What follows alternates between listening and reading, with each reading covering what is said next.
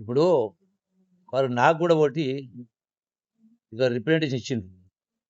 ప్రపంచంలో ఏ దేశాలు ఏ జరుగుతూ ఉన్నాయి అని గోవా గురించి కూడా చెప్పింది. గోవాకి సపరేట్ బెల్ట్ ఇక్కడ సార్ అని కాదు. అంటే అది మొత్తం కూడా దానిపైన సమీక్ష చేస్తారు.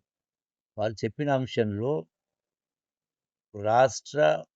రాష్ట్రానికి ఏది చేసినా ప్రజలకు మేలు జరగాలి కానీ కీడు జరగాలి చేయం కాబట్టి వారి ఇచ్చినటువంటి దానిపైన లోతుగా పరిశీలన చేసి ఎంతవరకు కరెక్టు, ఏది చేయాలో ఏది చేయకూడనో రేపు శాసనసభ సమావేశాల్లో కూడా మా సంబంధ అధికారులతో మాట్లాడతాం.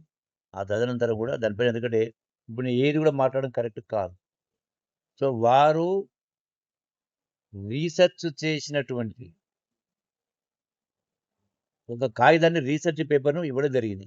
సో ఆ రీసెర్చ్ పేపర్ను నిష్ణాతులతో సంప్రదించి ఏంటిదనేది దానిపైన ఆలోచిస్తాం. మాకేంది ఇప్పుడు ఏం మాట్లాడడం కూడా కరెక్ట్గా నాకు దానిపైన అంతా లోతుగా దాన్ని విశ్లేషణ కూడా చేయలేదు. Thank you.